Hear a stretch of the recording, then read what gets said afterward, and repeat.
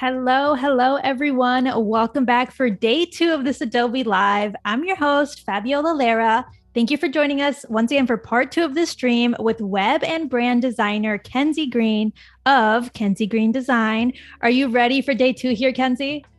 I am so excited. Today is where everything really comes together. I can't wait to see that. Now, before we get started, be sure to check out the Creative Cloud Express streams on Monday and Tuesday mornings. This week, Voodoo Val will show you how to get started in the easy to use app so you can create content for your Patreon. Plus, start your day with the creative encores of the Photoshop Creative Challenges hosted by Sam Peterson every weekday at 9 a.m. Pacific. Tune in and challenge yourself with a new prompt each day. Now, if you're joining us from YouTube, I recommend you jump over to Behance. Just go to behance.net/Adobe Live. This way you can ask Kenzi questions in the chat and be a part of our amazing creative community. Lastly, remember you can catch the replays for all of our Adobe live streams, even when we're offline. So go ahead and bookmark this page so you can come back to it whenever you need a little refresh. Now let's check out the chat here, Kenzi. We got Voodoo Val, we got Wade, we got Jack Watson. Hello, everyone. Becca Smith, welcome back to the show.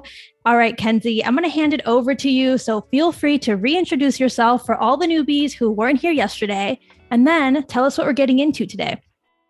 Yeah, so hello everybody. If you weren't here yesterday, my name is Kenzi. I am the brand and web designer behind Kenzi Green Design. I have been designing since 2018. I graduated fully self-employed with my design degree in 2019.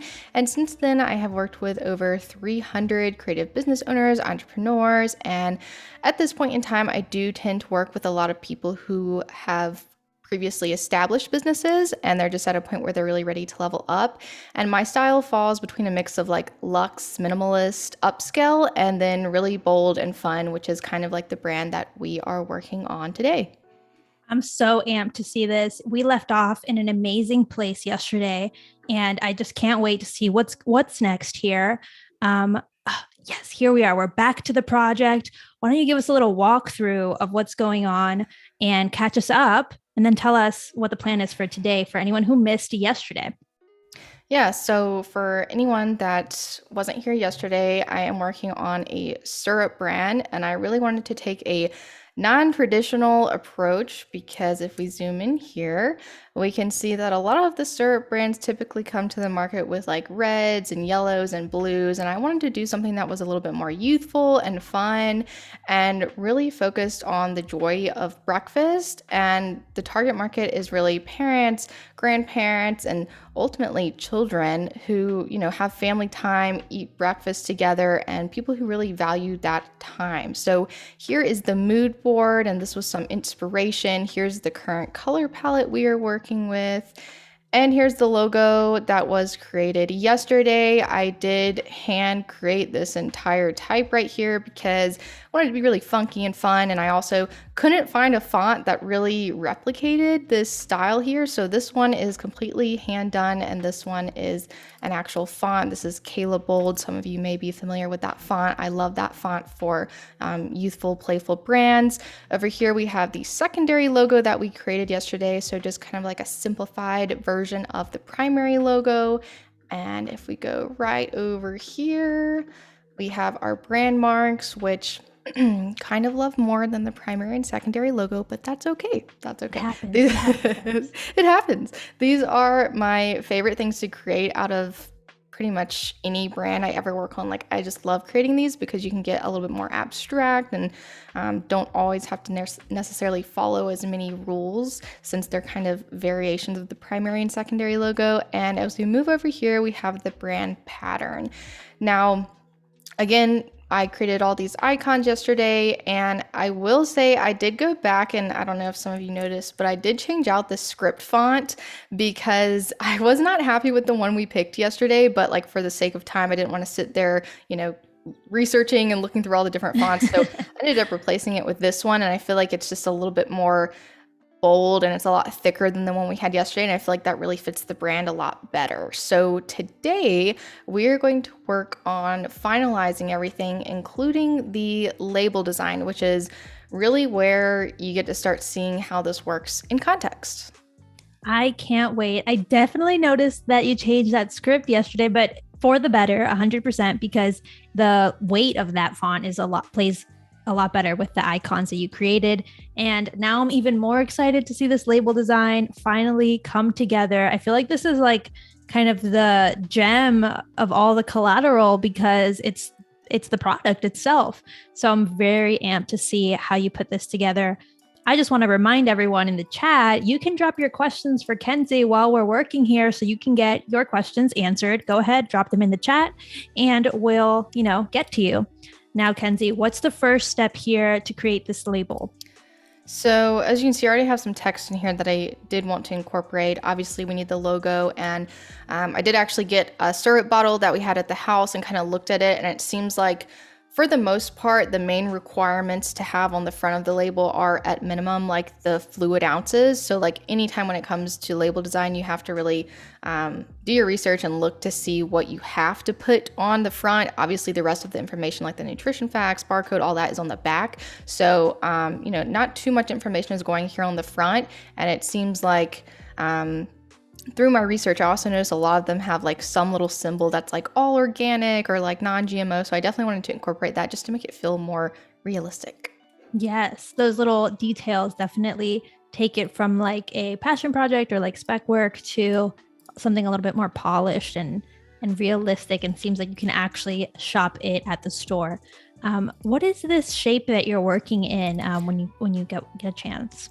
Yeah, so I was actually going to talk about that because people are probably like, what is this? What is happening? I do already have a mock-up picked out for a syrup bottle, and I went ahead into Photoshop and opened that mock-up up, and I was able to see the actual canvas size. So essentially this rectangle here, I could design on this whole rectangle, but I wanted the label to kind of be this round shape here to really flow with the bottle. So I looked at the canvas size in Photoshop and then recreated that same size using this rectangle in Adobe Illustrator. So I know whatever I'm putting in this space is going to actually work on the mock-up and show up properly on the label. Cool. Yeah, I'm so glad I asked that because that definitely gives us a lot more context as to the space we're trying to fill for the label. And so what is your priority when you're creating this label? Like, what do you think are the most important things, and how are you thinking through them? Well, obviously logo needs to be like recognizable. I also want to highlight the fact that it's gluten-free. I did want to give a little bit of context, like this is an organic syrup brand, and this also like helps support that.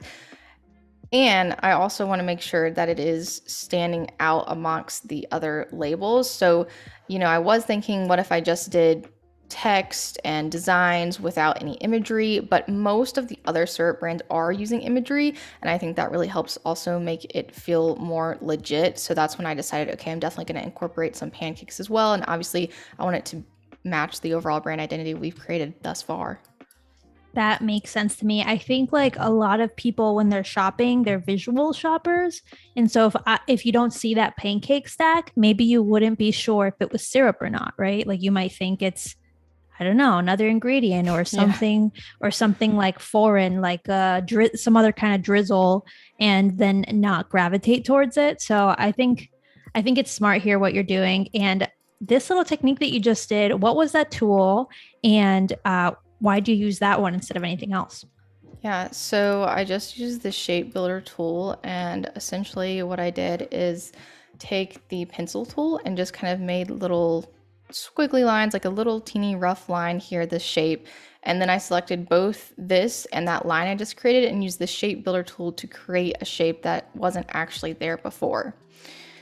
Now, that looks really cool. what I'm about to do is a little complicated, so I'm going to try to like talk through it.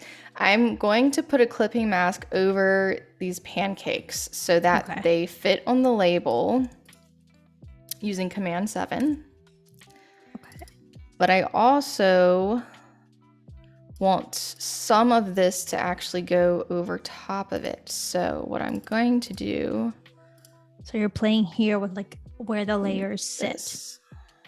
Send to back, and then I'm going to copy this, delete, send to back.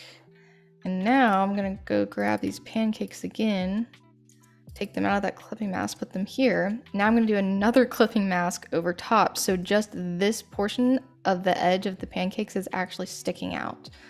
So I'm using the pen tool to draw a shape. And I'm going to use that as a clipping mask on these pancakes again.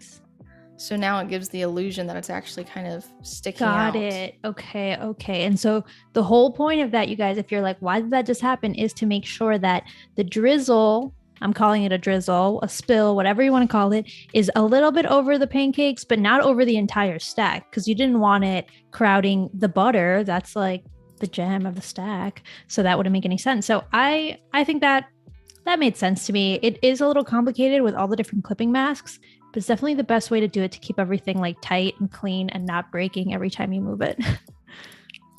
Yeah. And I mean, there's a ton of different ways to do that, obviously, but that was what seemed to be the easiest for me. And sometimes working with a clipping mask, I'll get completely tripped up and have to start over. But I did practice that one yesterday, so I knew how to do it. There you go, guys. Everyone needs a little practice sometimes when it's a little tricky, when you have so many different elements and you're trying to be really precise with your layering.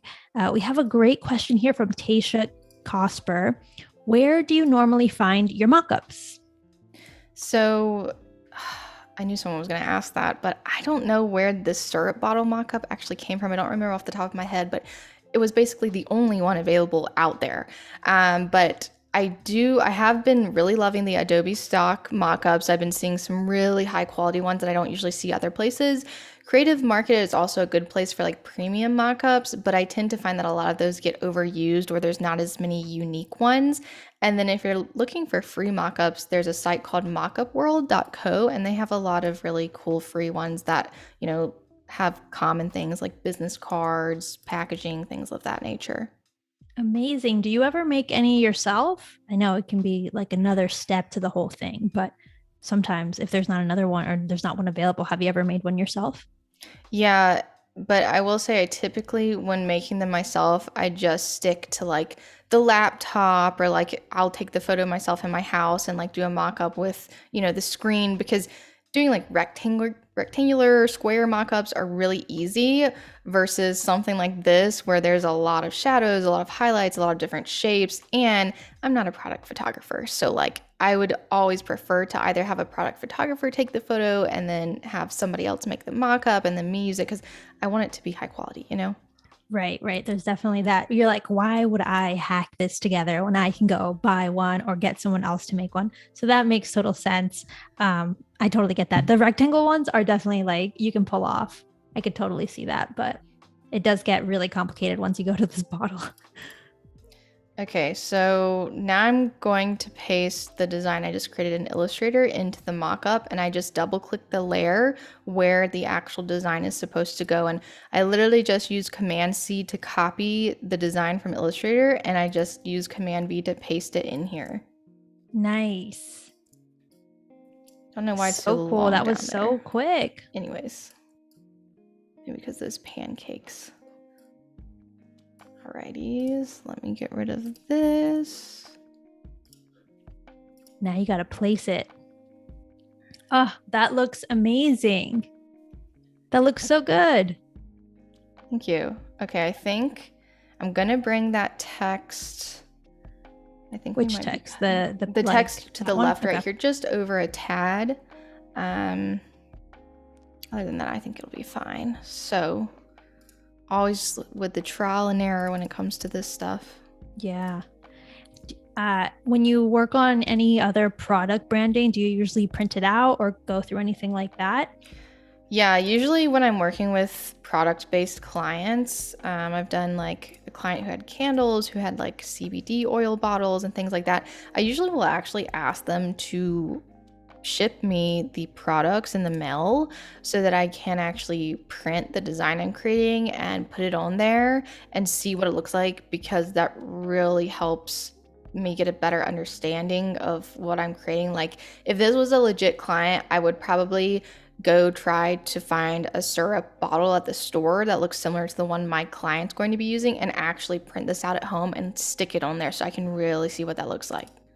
Yeah, because I feel like sometimes even just like the size of things can seem totally normal when you're working digitally. And then suddenly you print it out and it's like, whoa, that pancake is too big or the text is too tiny. But you wouldn't know when you're working digitally because you're on a screen and you're zooming in and it kind of messes up with your judgment. So Yeah, that's definitely happened before. And again, that's why I love being able to print stuff out and really analyze it that way, because sometimes you just don't know. Like, it looks totally good in the computer, and then you print it out and you're like, that's not how I intended that to look. right. That feels wrong because it's just like a feeling that you get when you see it and it's just like a little off, even though it's the exact thing you already designed. So, what are you doing here now? What are you tweaking? All right, so another very complicated situation here. So basically, as I was saying before, I could have designed the label to be like an entire rectangle, and you can actually see where it would typically fall. Got it. And these are the shadows and the highlights. But since I didn't do that, what I'm going to do is delete the shadow and highlight outside of the label. So basically, I'm going to take this little magic wand tool here and select my label design, and then I am going to, we need to select this as well. Hold on. Select the whole thing. Maybe I should, we'll try it like this and see what happens. All right, so now I'm going to hit select inverse, and then I'm going to go to shadows, the shadows layer, and I'm going to take my eraser, and instead of just hitting delete, I'm using this because if I hit delete, it will actually delete some of the text because that's selected as an inverse selection. So that's why I'm doing it this way. Got it. Okay. Because you want to keep the other parts intact. Okay, that's looking good. I don't think there is any down there. Oh, there's some right there. Oh, I hate when I do that. It's like I don't lift up. Yeah, I don't lift up off the mouse. I do that all the time. Well, in Photoshop specifically. It happens. I mean, because you're trying to work in like one swoop so you don't keep like going back and forth, trying to be efficient, and then it works against you. I'm just going to use this tool since the pancakes are kind of in the way right there. Mm-hmm. So I'm going to start over here, down here, there. That should, got a little bit of pancakes in there. Okay. So now. Perfect. You just grabbed it. I was holding my breath for you. When you're working that, there. I feel like with those tools, you have to be very kind of precise. Otherwise, you have to start all over again. Oh, yeah. And did you just delete some of that highlight? Wait, is that still shadow or highlight? No, I just switched over to the highlight layer. I was like, since I already have this selected, I'm just going to go ahead and do the highlight as well. Okay. Now I got to go do the same method for the highlights that I had done originally. The rest of the highlight. Mm-hmm. All right. Select inverse. And this is like also the like hard thing, like usually there's more mockup options out there when you're working with other stuff. Like there probably would have been a mockup with a label design exactly like this for something else where I wouldn't have to be going back through and doing this. Yeah, but sometimes you got to work with the mockup that you have and it requires a little editing. No problem though. Exactly. I knew doing it probably be like this as well because I wanted to do something that I don't see often. Mm-hmm. Yeah, there's definitely other mockups out there that'll give you like different options. They'll have like multiple versions, multiple light sources that then you can edit. So definitely if you're interested in working with mockups, don't be discouraged if you get a mockup that's like maybe not exactly for your purposes. You can either look for another one that's out there or edit it, and just like with a little patience, get your mockups looking perfect. And I don't have to be that precise. Fine details. I feel like it looks good. I don't notice that. It's solid enough. You're not going to be zoomed in that much. All right, now I am going to bring the shadows down just a little because I don't like how dark it is. Just a little bit. Mm-hmm. Let's see what happens when I mess with this here. Okay, I think I like the highlights.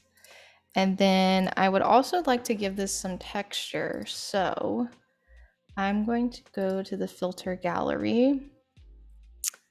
let's see. Okay, this is looking okay.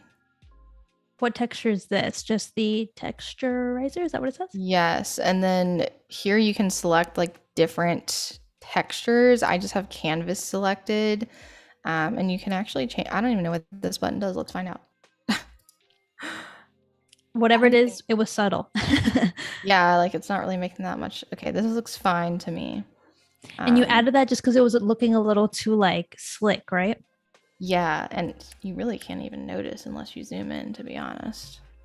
Yeah, maybe zoomed out, you'd have to make it a little more dramatic. Yeah, let's increase it just a tad and see what happens. Let's do like 3. I feel like I can tell that Okay, changed yeah. it a little bit. Yeah, definitely. Still editing the lighting. It's Getting it just right. You can see Kenzi here is a perfectionist. She's aiming for perfection with this mock-up. Let's see. All right, I think that's good enough. So if we wanted to change the background let's go copy one of the colors from here. Let's see what it looks like with purple. Actually, I want to do the really light purple. This guy. So I'm copying the color code, going back in here, and then pasting that there. Looks nice. Now I feel like I could also incorporate maybe some of those little well, I don't know what they're called. The droplets. Yeah, the little droplet thingy things. So I'm just gonna take one at a time because I don't want them all grouped together. Okay. And amazing question here from Mervin. The texture that you gave the label just now, will it be seen in the print also, or is it just for the mock-up? Oh, this is purely for the mock-up. So just to provide a little bit more context, this is just like I would show my client, okay, this is what it could look like when you print it. But in reality, what they would be getting would be this. I would hand off just this right here, and they would go to the printer and then print it, and then they can pick, the paper type, paper quality, if they want it glossy, if they don't want it glossy, and whatnot. Right. So the reason she added that texture in the mock-up was just to make sure that it looked like it was a printed on sticker, as opposed to looking so much like a graphic mock-up, which is what it is. But you're trying to convince the client that you're selling the concept here, which is you can print this, put it on put this label on your bottles, and it's going to look amazing. So that was just to make it a little more realistic. Exactly. Okay. And I feel like mock-ups are like one of the biggest selling points when it comes to even something as simple as business cards. Yeah, totally. Do you feel like when you present mock-ups, your clients just have a way easier time like agreeing to the brand identity or anything like that, or the design of the business card or whatever it may be? Oh yeah, absolutely. I mean, I just did business cards for a company the other day, and I was like, you know what? I'm going to stick all of these in mock-ups. I'm not even going to show them just the flat design, because I think sometimes as creatives, we forget that other people can't like visualize things the same way. So I always think it's really helpful to have mock-ups. Yeah, for sure. I definitely agree with you there. I think like we assume that everyone has this visual brain that can totally see it and understand how the end result's going to be just by seeing the design itself. But so many people that are hiring designers are hiring them because they're not that visually inclined, and they need to see it all kind of packaged together in a mock-up to really understand why maybe you made the type that size as opposed to giant, or, why you have this hierarchy going, or the colors and all that kind of stuff. So I can totally see why mocking up all those business cards is almost like an easier way for you to work, even if it's an extra step. Yeah. And I mean, long term, if the client can visualize it better, then you're going to have less work to do, because they're not going to be like, well, can I see it like this, or can I see it like this? Exactly. So by doing that, it's a little extra work, but less work in the long run. We have here, while you're working on these little droplets, we have another question here from Tina Bergerson. Do you have any advice for someone new to design? Watch YouTube tutorials and follow along with them. That was something that really, really helped me learn how to use all these tools. Yes, I have to agree with that. Just watching other people work gives you a really better understanding of why people use certain tools, why they're working in one program instead of another. So definitely just tutorials, practice, and get your feet wet with some projects. Okay, what do we think about this? Do we need to add another one down here? I don't know what. Yeah, maybe we can add another. How many do you have? 6? Yeah, definitely. I feel like odd numbers tend to just have a little bit more harmony. Maybe some of those other elements too. Yeah, what about these dots? I didn't even think about the dots. Let's try that. Maybe fill that I think space. It might help just like make it a little bit more unified. Oh no, we've lost my dot. You got stuck. There we go. I hit Command T to select that and bring him back. All right, and then we need some solid dots as well.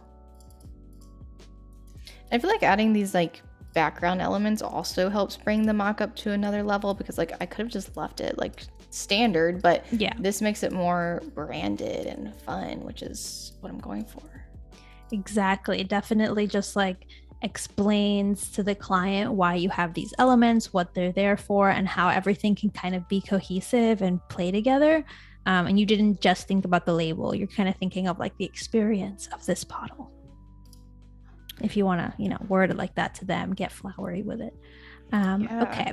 Now, well, you can continue working on that. In the meantime, we have some more questions for you.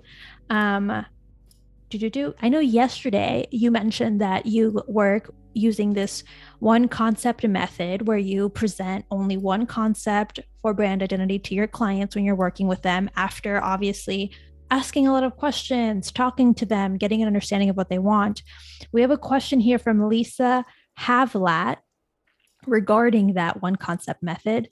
Do you ever have problems during the revision process? Are requests ever so extreme that you feel like they're asking you to start over? How do you limit those? So honestly, no. And I think that's primarily because of how much questions I ask, how many questions, how much time I spend with them on the phone, getting to know their history, their story, their goals. Like that initial part is so important, because you really, really want to have a strong understanding of the overarching goals. So when you're creating this brand identity, you can understand their vision as well as their target audience, and also make sure you're selling the brand identity from a strategy point of view. Again, yesterday I talked about like sending over videos and talking about your process and the way you're thinking about things and how you develop things.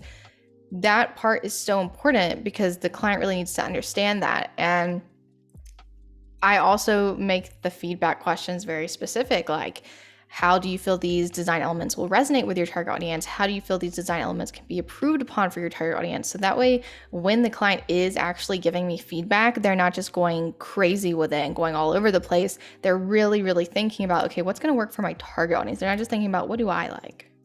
Exactly. Yes. I think, when we're talking about the one concept method, you also just have to remember that there's a lot of research and steps before you present the one single concept that will then kind of eliminate the need for so many revisions if you properly talk to your client, understand the brand strategy behind it. Just like Kenzi said, she's doing all of that before she even presents that one concept. So by the time she's there, she has a really strong understanding of what the client wants to avoid that pushback. So it's definitely something to consider. If you're getting a lot of pushback, maybe rethink your onboarding process, the questions that you're asking them, and kind of get the client on board with you so they can trust your one concept by the time you present it. Yeah, and I think that another thing, sometimes people don't necessarily understand, the one concept method doesn't mean just sit there and develop one concept and move forward with that. It means explore different concepts until you get the strongest and present that one. Like today I started working on a new client project. It's actually on my stories on Instagram right now. If anybody wants to go look, I'm actually getting like a poll from everybody because I had made this icon and there's like 4 different variations of this icon with slight differences. And it's like, okay, guys, which one is your favorite? Because there's so many endless possibilities. So it really does take a lot of time and exploration to pick the strongest one before you move forward. Exactly. That's a really good point to reiterate, Kenzi. You're not only making one concept, you're picking and presenting the best concept of the ones you made, to avoid having clients just get overwhelmed with so many options. You've already thought through these options and are presenting the one you think is the strongest. Now, a little reminder for those who are tuning in from YouTube. Thanks for being here. Thanks for joining us. Now come on over to Behance. Come to behance.net/Adobe Live. This way you can join the chat. You can talk to us. You can ask questions. It's just a better time over here. So come on over to behance.net/Adobe Live. Now, Kenzi, I see you're still here, adjusting, getting this background just perfect. What is working for you and what isn't? Well, I think right now I'm getting overwhelmed with the dots. So there's that. So there's like a lot of, this is like the one thing that I feel like happens to me often when I incorporate a lot of elements like this. Sometimes it ends up like we're trying to fill the space and then we add a bunch and then it's like, wait, there's a lot here. So now I'm like, okay, maybe I don't need to add anymore. I just need to kind of place them refine differently. Yes, yeah. It's very tough to kind of do that. I feel like that purple bottom left swoosh, maybe if you turn it, flip it over, so it kind of plays like, better with that yellow one. Do you know what I mean? Because you have that yellow one at the top. Yes. So if you have it kind of going, well, I was thinking you could just flip it. I forget like, that's the word, right? Like, flip horizontal. Yeah. Mirror it essentially. It might have a little bit more harmony with that yellow blob at the top. Blob. We're calling these things all sorts of names. But or you can just undo that. It's your design, Kenzi. Just giving a little suggestion as I see that you're working it. I'm also deeply invested. Yeah, no, I love that idea because it gives that kind of line where your eyes kind of like from here to here instead of working and back. Yeah, exactly. Yes. Now, Voodoo Val in the chat has a great question here. Do you have any advice on client communication when they are holding onto a personal design choice that does not work for the brand itself? Yeah, so I always, if I have a client who's like, I really want, and this is actually a real life example from the past, I had a client who was like, I really, really want, to use this brown color. And I went and pulled that brown color and I stuck it beside everything. And I'm like, this doesn't make sense color wise because there's not enough contrast here. People aren't going to be able to read things. So I just did one slide for the client showing that color compared to the one I picked out. And I said, here's why this isn't going to work. You're not going to be able to actually read this if we use this color. You need to have enough contrast. And I think, that's just one situation. I mean, there's a lot of different reasons that something may not be working, but I think when you kind of show them and come to a place of, again, strategy and like what's going to work either from a visual standpoint or from a strategic standpoint, they'll kind of come to their senses. And I also, before every single brand presentation I give to my clients, I actually say in the beginning of the presentation where I'm going over my initial strategy and thought process, I say, okay, before I move any further into this, please try to view this concept from the point of view of your target audience, since subjective personal opinions may get in the way of what's best for your brand. And I say that every single time, even during the refinements. So I'm always reminding them, think of a place that is going to work for your brand and your target audience, not what do you like? Oh my gosh, that is incredible advice. Definitely, that is like the perfect answer for Val's question, because it might not be in the best interest of the brand for you to pick that color or to want that random symbol or illustration that has nothing to do with the brand. And reminding them of that kind of avoids them taking things a little personally when you say, that's not the best idea here, ma'am. So I think that's key to remind them. And you definitely are on point with that, setting them up for that as opposed to then backtracking from there. So that's a really good tip here from Kenzi, you guys. I'm definitely going to start using that. But You guys should too. Perfect. Now you're exporting that? Yeah, so I'm exporting this just to kind of use it in our little presentation here. And I'm also going to go back and export a PNG as well. This is just like, maybe this could be used for an Instagram post or something for my client. Got it. Okay. Perfect. Yeah. Yesterday we were talking about all the different exports that you have to do when you're doing a brand identity project. Here's an example of just one. Now, we have another question here from Mervin Jedhav. Hey, Mervin, welcome back to the stream. Do you take suggestions of your designs from any of your design mentors? So maybe do you turn to them for any advice or feedback? I really wouldn't say I have any mentors at this point in time. I will.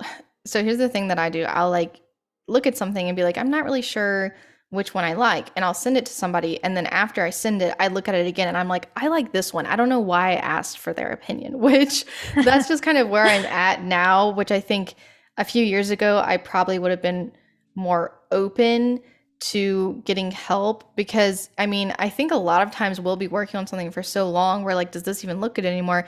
And the fact of the matter is it does look good. You just need to step away and come back and look at it again, and you'll know which one is like the best route. I agree with that. Sometimes you just need to take a little bit of a break. You've been staring at the project for too long. You need to go get a coffee, go for a walk, come back to it, maybe even take a nap. And then you might be able to finally make that decision, because there's so many little decisions involved with design, as you can see Kenzi making here, that by the time you have to make a bigger decision, sometimes you can be a little bit overwhelmed, confused. You've already made some decision fatigue is what it's called. You've made so many decisions and now you don't know what's next. Speaking of what's next, what is next? So now I am just going to place this PNG in here that I just created. So let's bring this down. Maybe here, actually, I'm going to use this again in another brand board. So I'm going to keep that here. But I think I'm actually going to put this fun one. And obviously this is a square, so it's not going to fit this entire area, but I have a way to fix this. So can't wait to see. Now that that's in there, I'm just going to make another rectangle back here and send that to the back. And now, bang. Just like that, the whole page is covered. It fits seamlessly in there. And I think it looks so much better than just the blank, plain mock-up. You know, this one really feels like it's thoughtful part of the brand. You really put that effort in there as opposed to just slapping it into a mock-up, which there's nothing bad with slapping stuff into mock-ups, you guys. Yeah. Well, if you need to. Now that I've done this, you can kind of see the square shape because of the way the dots are aligned. So like in this instance, I'm just taking the actual elements that are still in Illustrator and just kind of spreading them out a bit more so that it doesn't have that so it doesn't look so like within squared. The contained. Yeah. Yes, exactly. Perfect. And let me make sure this is the same size to make sure everything is consistent here. Okay. Nice. Yeah. Now it looks a little bit more purposeful. And I could even do, this one is not the same size. This one needs to be the same size. That's that designer eye when you're like, no, you're off. You're off by a couple pixels. We got to change that. Yeah. I mean, I don't know if everyone is this, like, I am so peculiar with like the placement of dots and things like this. I don't know if everybody is like this, but things like this definitely probably take up the majority of my time when I'm working on projects. But I think it makes all the difference too, right? Because if you kind of didn't put in that attention to detail, then it wouldn't end up looking as like elevated and finished as it otherwise would look. So I think it's part of it all. I think you're doing it for a reason, Kenzi. Makes sense to my brain. I've had art directors who are very particular. They can be like, that's off by a pixel, push it. And you're like, whoa, wow, that is really fine-tuned eye. How do you feel like your eye is with like detecting the size of things and where things need to be? Do you feel like you can nail the size of something even without being like particular about it? Yeah, a like lot of measuring times, it? yeah, I've actually surprised myself. Like, I'll just kind of estimate things sometimes, and then I'll actually like print it out or like put it in whatever I was trying to like guess the sizing for, and it'll be like exact. And I'm like, wow, It's I all just up did that with my, here. usually with like the spacing between maybe a logo and then like the tagline below it. I'll just kind of eyeball it. Whoops. I'll just kind of eyeball it before I actually measure it. And then when I go back and measure it, I'm like, I had that exactly right without even measuring it. That's when you know you're like you've been in the project for a long time now, right? It's like ingrained into you, the spacing of everything. I love it though. And this is looking amazing. Okay. Okay. I mean, I could keep going on that, but we're just gonna You're do like, one we're just more gonna and move on. then And then you like keep adding. okay. It's okay. It's good enough. It's just for that. It's fine. It's fine.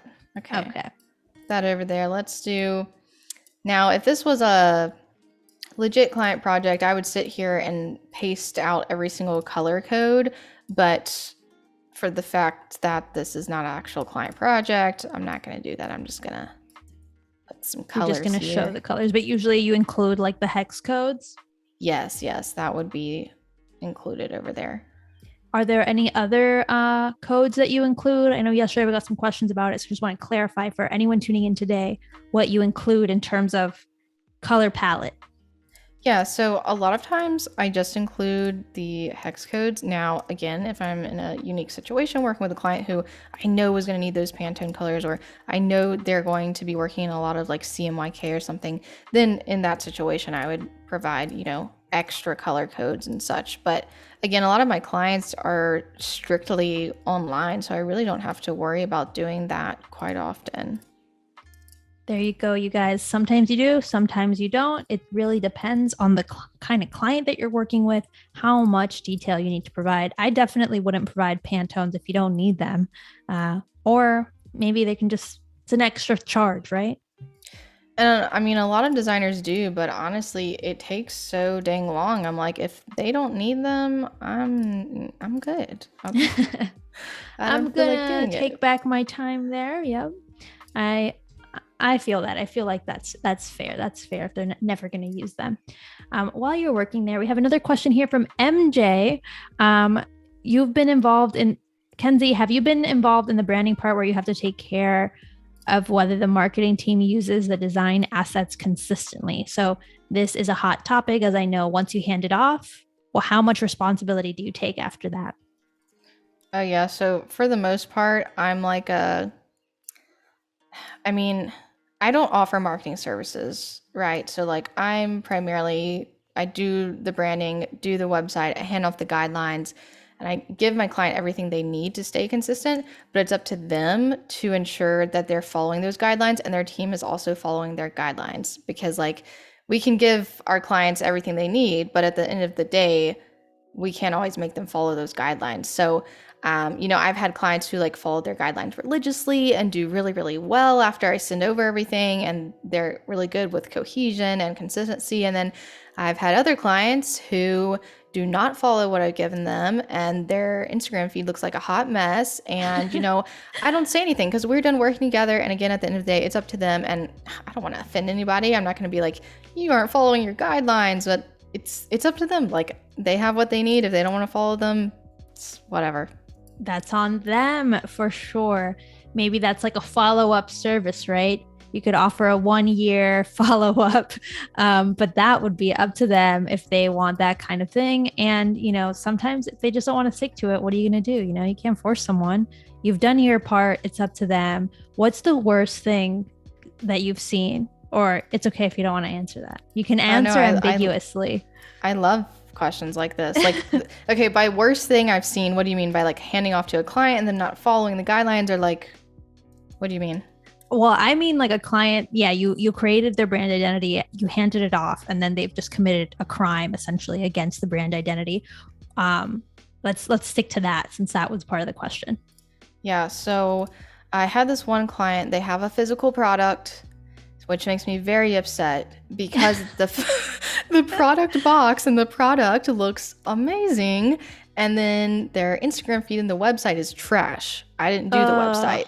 They DIY'd everything. And like, some people, they don't have the budget to do the whole shebang. I understand that, but this person had the budget. They just didn't want to. They just didn't want to invest in their website. And then I gave them the reusable social media post. I showed them how to use it.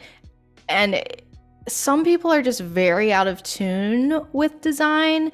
And this individual just didn't even understand like basic alignment. Like your text needs to go in the center of this shape and, stuff like that. So their Instagram feed, they're using all these different fonts that aren't in their brand identity, the shapes and the Instagram posts that I've created for them, if they have like text that's longer than the space there, instead of moving it and realigning it, it's just like going off the edge of the post, and it's terrible. oh my gosh. I feel like I hit a sore spot, you guys. Wow, that is hard. That is hard to see that happening to your baby, essentially, right? Because you spend so much time creating these brands, and then you see them like just not living their best life, right?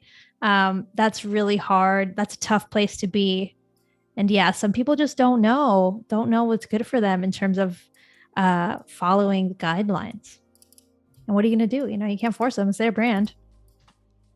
Yeah. So, And I mean, it sucks because it's like they invested all this time and energy and money into their branding, but they're not actually implementing it properly. So they're not really going to get results. right, right. And that definitely impacts then like what the value they see in the design, right? Because they're not using it properly, they're not seeing the results they wanted, and they might think they're not seeing the results because the branding isn't good enough, as opposed to the way you're implementing the branding is flawed. So that's a really hard line to balance. I will say there is a few people who I know that are like social media managers who like do create content, and I have, referred clients to these people and been like, you take your guidelines I've created and you give them to this person, and they'll be really good about following them and make sure everything stays consistent. But I think a lot of people just DIY it, and then that's where they either get lazy and they don't want to follow the guidelines, or they want to try something new, or they're like, ooh, look at this Canva template, let me try that, even though it has nothing to do with their brand, and they don't even bother to change the font to their brand font. So it happens. It does happen. It does happen. I mean, yeah, people have different kind of priorities sometimes. They just want to have fun with it, and then they forget all about the guidelines that you created. So it's definitely a really tricky part of handing off your designs and your branding. Kenzi, going back here to the project, can you explain to us what you're doing, why, and how? Yeah, so what I'm doing here is creating like a rough mock-up of an Instagram feed. So like, here's the kind of imagery that this brand should be using. Here's how they can use their colors. And I wanted to add like a cool little background just to make it more luxe feeling in a way, instead of just having like a solid white background. But I am trying to figure out if I want to do this a dark color or if I want to do this a light color. Don't know what. Yeah, that's tricky though, because you have a lot of light color, so you probably want a little more contrast. Yeah. And then I'm like, well, you can't even see that purple good. Let me go even darker and see what happens here. Okay, that's good enough.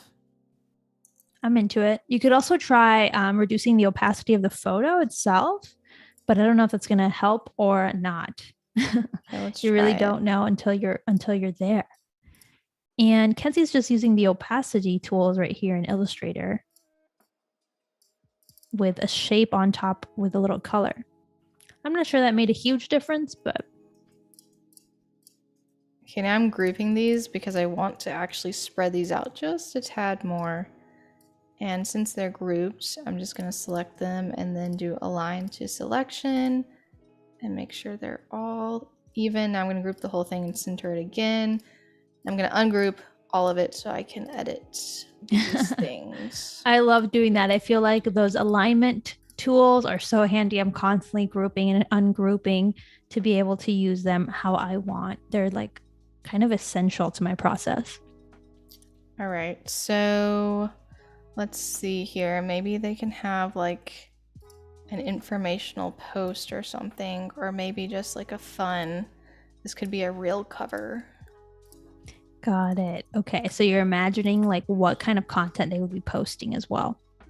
Yeah, so like I think that's also like something that like gets complicated nowadays because before it would be like, oh, you just make these like square posts, and now it's like you're making a square post, but it also has to fit the 9 by 16 real cover requirements, and you have to think about, okay, what's that going to look like in the actual feed? Yes, there's so many dimensions now to consider when you're thinking about social media assets. There was a time when everything was like horizontal and square, and now it's like horizontal, square, vertical, vertical with a crop. Like you said, it has to be able to make sense as just a grid post. It's so complicated now. Do you have templates in place for this that you refer to, or how are you working through all of those different size needs? Yeah, so I actually, for my clients, for the most part, I don't really have any templates I use. Like everybody's different. But I will say that for my own feed, I do typically do the same exact thing every single time, which is basically where I take like I have this like 9 by 16, and then I plan out my feed kind of like I'm doing here, and once I have whatever I want in the square, I'll just take it over to that 9 by 16 and increase the size. I actually have a whole YouTube video about it because I plan out my entire Instagram feed inside of Illustrator because I find it so easy to like visualize it that way instead of using something like just Planoly alone. Right. Yeah, that's really, really a cool way to think about it because then you're kind of designing the grid and then back designing the sizes that you need to make sure that they fit properly in that grid layout.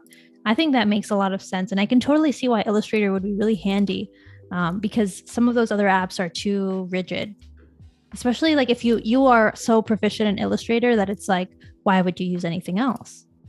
Yeah, exactly. I mean, for people who maybe aren't as proficient, I assume that something else would definitely be better. But for me, I pretty much use Illustrator for almost everything, even when I probably shouldn't be using Illustrator. That's funny. I'm curious in the chat, drop a blue heart if you're team Photoshop and a yellow heart if you're team Illustrator. I know people feel very passionate about which program they lean on the most. I would have to say, I think I'm team Photoshop. It's just my go to with illustration and all that kind of stuff. Kenzi's clearly Illustrator. Let's see what you guys have to say. And Kenzi, where are you still working on those grid posts? What are you working on next? Yes. So now I'm just kind of looking at like, okay, what can I fill these squares here with and make sure it's also representing the brand. So obviously I have this text here, but I want to add something that signifies this is Juliana's syrup. Mm-hmm. So I'm Cool. like, maybe I could bring a brand mark down here. Maybe it could go right here, and then this text could be below it. So in a real situation, if this was a real client, I would make these and then I would upload the assets to Canva and make sure that this is Canva compatible. Typically, because most of my clients don't know how to use the software. I will have rare occasions where I'll have clients who do know how to use the software, typically like photographers or something. But if they don't, I will upload these assets to Canva to make sure they can easily go in there and reuse the branding social media posts that I've created. Interesting. I totally get what you mean. Yeah, that way you're kind of eliminating the need for them to learn an entire new program. I wonder if you've tried Adobe Creative Cloud Express. It's like kind of similar and maybe would be easier. I'm not sure if it has those capabilities, but could be something to look I into. actually haven't, but I will definitely look into it now. There's so many programs that I have not even tried because it's like, again, I just love Illustrator so much. It's like, Yes, yes. And you do want to stay in the world that the client prefers. So if it's Canva, then so be it. And you're still creating everything else how you want. Um, we have another amazing question from MJ. How different will your design strategy be for a personal branding project, like for someone's personal brand, or something more corporate? so I will say I don't really work with a lot of corporate businesses because that's just not my jam. I don't really enjoy it. Personal brands I find a lot easier to work with because usually people with like personal brands have already kind of started building their following. So I can literally go in there and like see, the type of audience they have, the goals they have, what type of content they're creating. Whereas with corporate branding, it's more like you have to take into account the whole team. You have to take into account the business. It's not really such a personal approach. So I think there's a totally different way of doing the research for that. And I find personal brands to be way more fun and probably a bit easier at times, to be honest. That makes sense. It is like a different kind of world to do. And if you don't have fun creating that kind of work, it's like you're your own business owner. Why go that way? Why go in that direction? So I totally get what you mean. And I hope that answers your question, MJ. And shout out to everyone in the chat who's dropping yellow hearts, blue hearts. There's a lot of love for both Illustrator and Photoshop happening in the chat right now. Okay, so while you keep working, is there one more post that you're gonna create? Yeah, I need something to go on this yellow one. Maybe like a pancake recipe. Does that? Oh, good idea. Right? They might have great idea. They might have a sister product, and you can then use that, make it very quick 3-step kind of thing. Okay, so while you're working on that, I'm going to ask you a couple more questions here, Kenzi. Hopefully not too distracting, but I think stuff that everyone wants to know. So yesterday you mentioned that you launched your business while you were still in school. And after you graduated, you're self-employed, you have your own business. What made you choose to do that as opposed to working, let's say, in-house as a designer somewhere? So I guess you could say I got kind of bitter about people taking credit for my work. I don't know what that started to stem from, but I realized like if I were to go work for an agency, like we had a lot of field trips at the design school. So like we got to go see how these agencies worked, and like I saw all these people like doing this magnificent work, but they're not really getting the credit for it at the end of the day. It's branded under the agency, or if the agency is branded under a person's name, that's who really gets all the credit. And I was like, if I create work, I want to be the one getting recognition for it. And I'm still like that to this day. Like if somebody reaches out to me about white label work, I'm like, no, I won't do it because I want my name on the work. And then I think another part of it outside of that was the fact I realized the freedom you get with being your own boss and being able to kind of make your own schedule and choose what you want to work on and what clients you want to work with. And that's something you don't really get to do if you're working under an agency. It's more like they hand you the clients.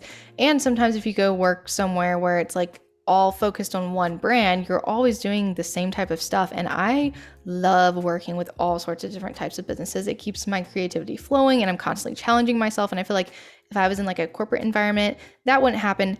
And I hate waking up to an alarm. So that's also like reason number 3.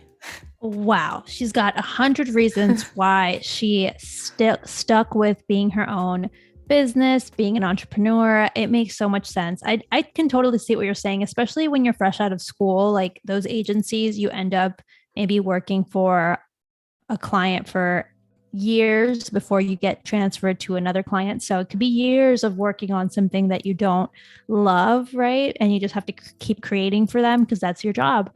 So I think it makes a lot of sense. But if that's what you want to pursue, that's also totally fine. There's plenty to learn in those settings. But I'm sure Kenzi has learned so much as her own business owner. What do you think, now that you've been doing this for some years now, are the pros and cons of running your own design business? Yeah, so I'd say pro. I mean, there's so many things about running your own business that are amazing. Some being, again, your own schedule. You get to pick out the clients. You can take a break when you want to take a break. Like if I want to go on vacation, I can go on vacation whenever I want. I don't have to request time off, whatever. So I basically get to do what I want to do whenever I want every day, with the exception I have to make sure I'm getting client work done, and every now and then I have calls and such. And I also don't have to under an agency or working for somebody, you also sometimes, I think this is becoming less of a typical thing nowadays, but it still happens all the time where you have to watch what you post on social media. You have to watch what you say if you have a boss, because that can affect you. And since I'm my own boss, I can post whatever I want. I can talk about whatever I want, and I can really voice my opinion. And for me, that's actually been like a huge way that I've gotten clients, is that clients resonate with not only, the work I'm doing, but me as a person. And I love being able to work with people who understand me as a person, because that just makes the project even better. And we get to create awesome stuff together because we understand each other. That makes a lot of sense. That plays into your personal brand, right? That's your personal brand voice. And if you were working for, let's say, just a big agency, you would have to stifle maybe some of your brand voice because, you can't maybe speak out against the clients that you guys have at the agency, or criticize, or, kind of be too critical of things because you are working as a part of a bigger brand. So that is a really, really valid point to make here. And it makes a lot of sense that you've been able to get clients who kind of vibe with your voice, aside from just your personal branding and your design style. I will say, in terms of things that aren't maybe the best, boundaries, which we kind of talked about yesterday, having to make sure you're setting boundaries with clients. Other things, taxes, having to deal with that. When you're working for somebody else, you don't really have to worry about that area in the same way that a self-employed individual does. And then also marketing. Like, the thing about being your own boss is that you have way, way more work than you would working a 9 to 5. So like, I have to be the one to get up and create content to attract new clients and get my business out there. No one else is going to do that for me. Whereas if you're working for somebody else, you kind of only have one main task. You go to work, you do that task, and your day is over. And I think that's something people really don't understand about self-employed individuals. Like, most of us work a lot, and it's not just because like we want to work all the time. It's because working for yourself, as rewarding as it is, it's also a lot more work most of the time than having a normal 9 to 5. I can definitely see that being a downfall. Yeah, it's like, even though you're super passionate about your design business, you're still playing way more roles than just being the designer that's a part of a bigger team. Once again, at an agency or at a company or something like that, everything comes down to you and how much effort you put into your own business, which comes with its own struggles. Can you give us a little recap of what you're creating right now here in the brand identity process? Yeah, so now that we've kind of got the basics down, we've got like the brand marks, I accidentally moved the third one down there. Oops, gonna have to go get that. Anyways, we've got the brand marks, got the brand pattern, got the mock-up done. We're kind of just refining things and finalizing it. So by that, I mean, I'm about to put this here so you can see the logo alongside like syrup on pancakes. Like, what does it look like in context? I'm going to put a little like mashup of things here working together. And then I'm also going to talk a little bit about placement strategy, because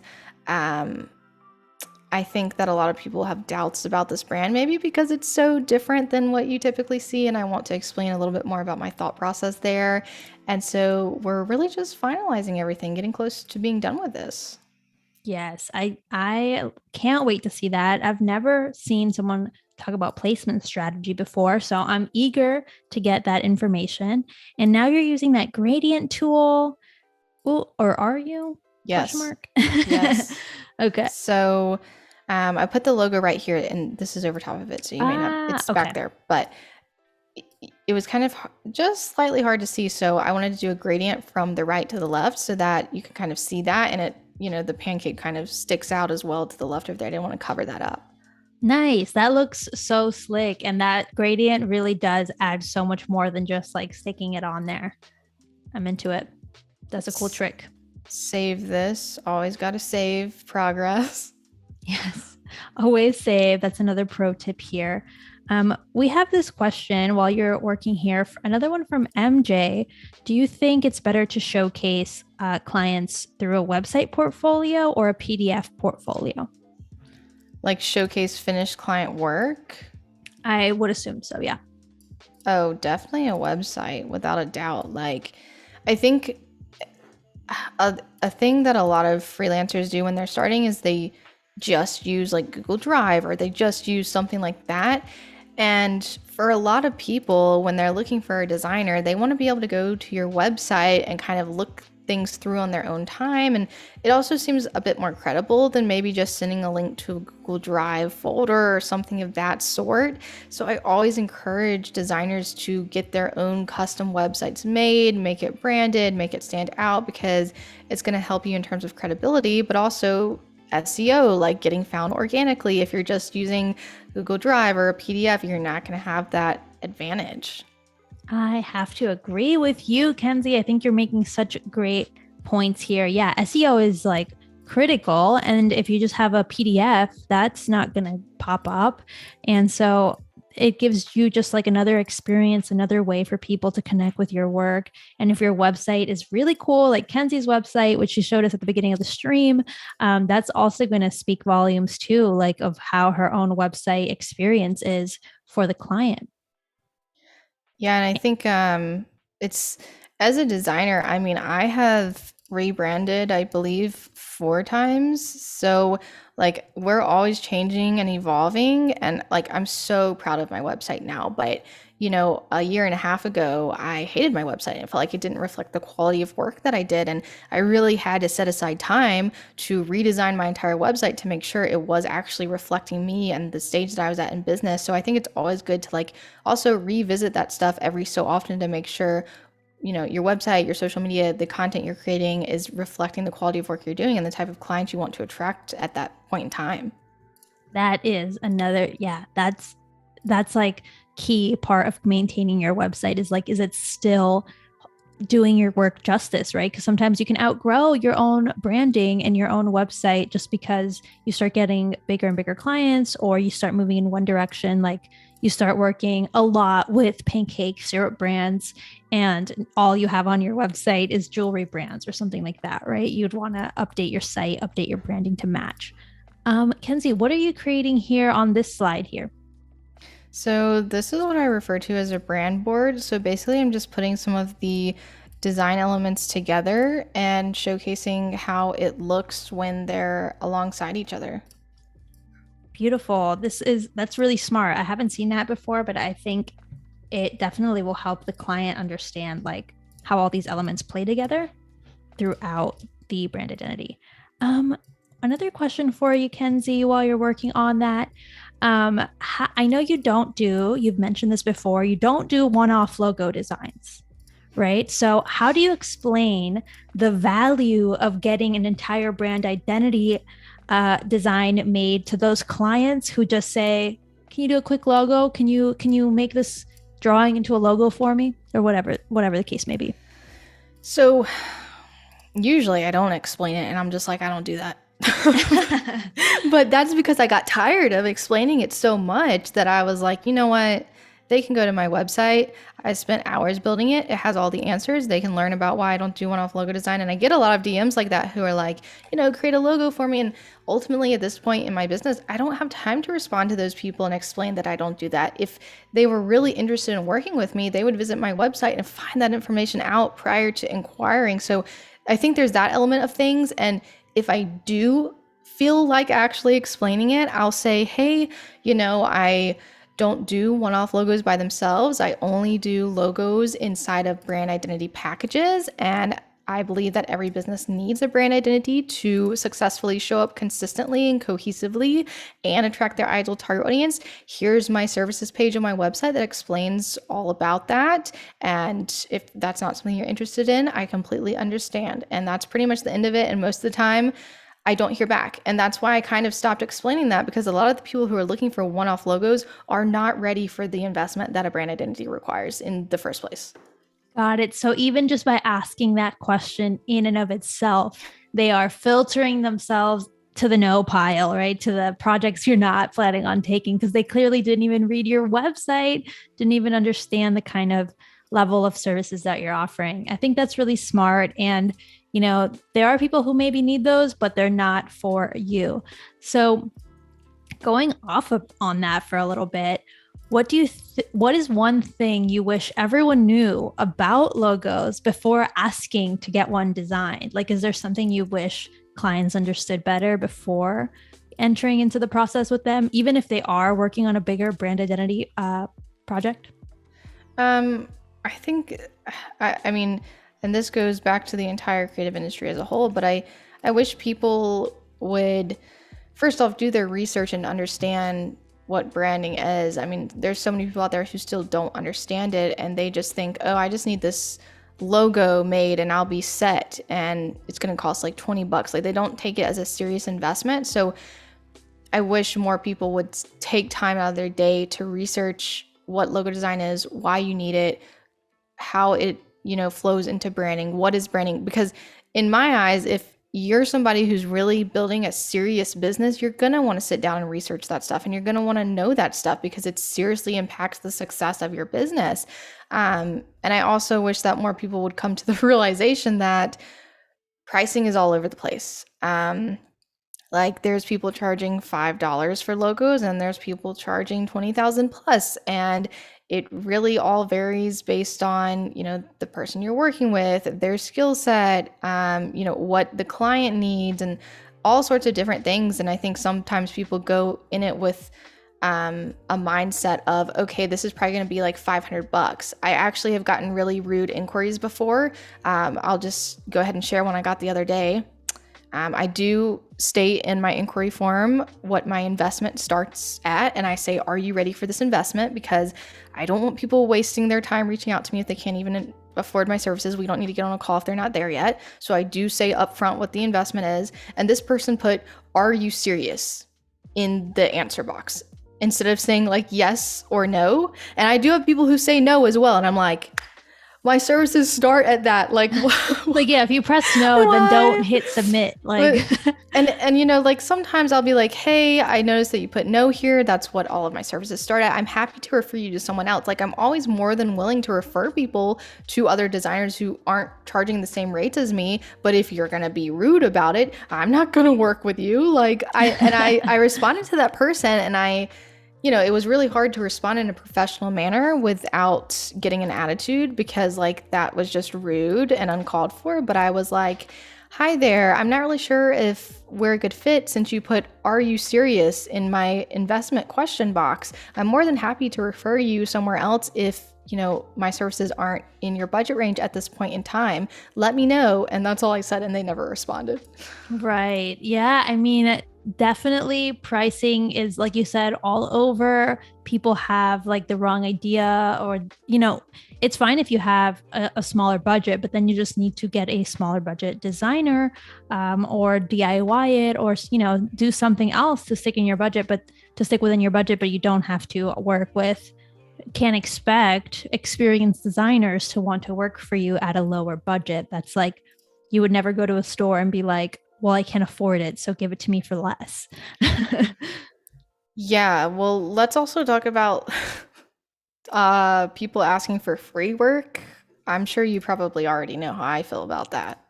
I do know, but I mean, it's not crazy to dislike people asking for free work. I mean, in what industry is that welcomed?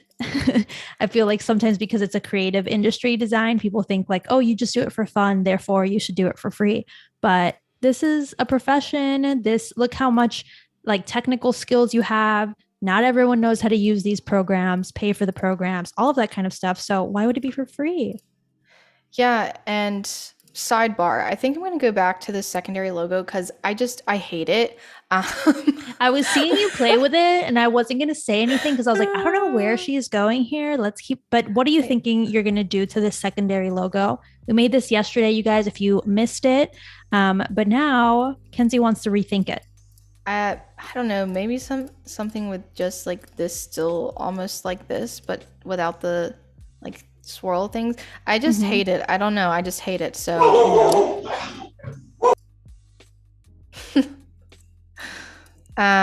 So I feel like this is giving like this secondary logo is honestly giving like SpongeBob vibes. Like SpongeBob vibes. it does though. Like I feel like Squidward and like the SpongeBob jellyfish right here. So I don't know, something needs to happen here. Maybe I could add a tagline here that's like gluten-free or all organic. Right. Yeah. Organic makes sense since that's kind of something consistent through the branding. And yeah, sorry about that little dog interruption, you guys. She felt the need to protect, but it's all good. I think organic makes sense. I feel like that's what's coming through in all the different like elements, So Yeah, and maybe I can bring this P down just to kind of do something a little different and match the end of that little organic right there. Let's see. Okay. But yeah, going back to the free pricing thing, I think that it is completely offensive. I don't care how nicely people ask. I think it is so offensive. And it's just like you don't walk into any other business and be like, hey, can you do this work for free? And it blows my mind that people think that that is acceptable to do to creatives, and even people defending people who were asking for free work. It's like that is offensive. Like it's just insensitive to even have the audacity to ask someone who makes a living from their craft to do free work. Yeah, because it just takes so much. You're paying for someone's expertise, your eye, your vision. Like it's so much more than just using the program, right? Because anyone can open these programs and try and make a logo themselves. But if you don't have the skills to understand what makes a good logo, it just, yeah, I totally agree with you, Kenzi. I think, people have some nerve, but what can you do but just stick to your guns? Okay. I think this secondary branding, the secondary logo is looking a lot more put together than the first idea we had. Yeah. By we, I mean you. Well, I feel like we kind of crafted that one together for sure. So let's see here. Okay, let's make sure this is centered. Okay, now, do we want to keep it square? Do we want to, I don't even know what this is, but sometimes, you just make marks. See little options. Yeah. I think that could work, maybe with a little bit more spacing around it. Yeah. I almost want to try one more shape and see, like, what if the top, is there a way for me? Okay, I'm going to do a triangle again. Okay. A rectangle, not a triangle. Okay. It happens on the stream here. You start mixing up your shapes. Everything's everywhere. This is a live stream, you guys. If you're just tuning in from YouTube, come on over to behance.net/Adobe Live. And if you're just now joining us, we're here with Kenzi Green as she is working on a brand identity design in Adobe Illustrator. So you didn't like that the half moon shape? No, we already used it for the circle brand mark with the pancakes. So I think I can actually stick to this one and it'll be okay. Okay. Which, yeah, we're just gonna do that because this is too SpongeBob. Too much going on there. Too SpongeBob-y. So let's go here, bring this down. And the one thing I really like about this one, opposed to the one we had previously, is that this can work in a completely solid color, whereas the other one had that little blotchy thing behind it, and I usually don't like doing stuff like that because it can't work in a solid color when you do that. Right. Let's see here what happens. That looks cool. Let's try this one like all dark. Oops, what just happened here? Okay, while you're tweaking that secondary logo mark, what would you say, do you have any tools for staying motivated as a designer? Even you're doing client project after client project, how do you stay like motivated and inspired? Yeah, so I actually get asked that question quite often, and the really simple answer is I do not stay motivated all the time, but my method is, if I have something that I need to turn in, I know I have client work, I just need to sit down and force myself to start working on it. And usually within the first 5 minutes, I'll start having fun and then just get motivated again. And that's really what I've done a lot lately. I mean, especially like this week, I've just been so busy with the Adobe Live event and everything. So this morning I sat myself down and I was like, I need to start working on this client project, started working on it. And now I'm like, this is amazing. This looks freaking awesome. I'm having so much fun. So I think a lot of times it can also just boil down to like having self-discipline. Right. You can't just wait for inspiration and motivation to strike. You have to get the wheels in motion yourself.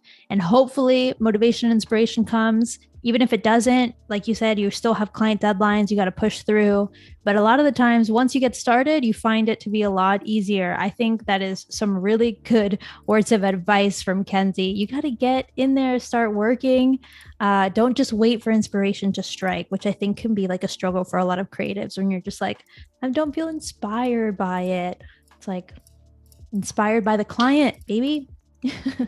Yeah. And I mean, sometimes there will be projects where I'm like, I have no idea what I'm going to do. But again, I just sit myself down. And sometimes I think even when I'm feeling uninspired, I think sketching, because I don't sketch for every single project, but sometimes that can also really help me get ideas if I'm feeling like unmotivated and really struggling to come up with stuff. Yes, that makes a lot of sense because that gives you like a different starting point. And sometimes when you sketch, it's you don't feel as like precious with it as when you open up the softwares and start getting really precise from the get-go. Oh, I like this orange version. That's really fun. Yeah, I noticed that. I feel like I've made a hard color palette to work with, but that's okay. I think I've noticed that I really like these orange, the orange on the like cream because it has so much contrast. And I could probably even do like a blue one here. Let me try that. Let's move this guy over and then do one of the other version. colors. Yes. Yeah, start integrating some of those other fun brand colors. Nice. Yeah, there we go. And it's like, this color palette, it looks nice here. Like it looks good there and it looks playful. But then when you start using it in other contexts, it's like, okay, this is a little hard to work with. Totally. You don't know until you start working with it. We have a great question coming in here from Tasha Cosper. Do you have any suggestions to help prevent burnout? Make sure you are taking breaks and setting boundaries for yourself, which, I mean, I know that can be kind of hard at first, but I feel like after your first year or so freelancing or, being self-employed, you'll kind of start to learn what your limits are, like how much you can take on at one time, how many clients you can work with. And I feel like you can tell when you're starting to get burnout because you'll just start feeling very tired or feeling overwhelmed a lot. And when you start feeling like that, I think it's very important to try and space things out. And I actually was feeling like that earlier on in this week. And it just so happened that one of my clients was like, hey, can we push back the date by a week? And I'm like, yes, that'll be perfect because I'm very busy. And I've also made, an effort to both of these days I did the 2-hour lives here, I am taking time away from the office and just completely stopping work after these lives and going outside and just like hanging out away from my computer, away from my phone all evening and really giving myself space away from the work environment and the creative environment. That makes a lot of sense. You have to kind of understand what your work days look like and kind of structure your life around them. So if you have a heavy workload, then have a chill evening. If you have a light day, space things out. It can be fun. That's a really good advice here from Kenzi. You have to learn your own boundaries and stick to them. What's going on here, Kenzi? Going back into the project, what are you working on? Yeah, so I think that I am going to now, since we're kind of getting close to the end here, I'm again going back and like refining things. Like I had changed that secondary logo, so I'll need to update this. And I also want to make sure these brand marks are looking cutesy, like as cutesy as possible. And right now they were just kind of randomly strewn on there. So sitting there. Okay. Yeah. Amazing. Just to give you a little heads up, we have about 6 minutes until we move into the Adobe Artist Spotlight. You guys, I'm really excited. I'm really excited for it, but we're not there yet. I just wanted to give you a little heads up. A question I have here for you. I know we're completing this entire branding project in just 4 hours total, but how long do your branding projects usually take? Just so people have an understanding of the real life versus the live stream version. Yeah, so typically my brand identity projects last at least a month.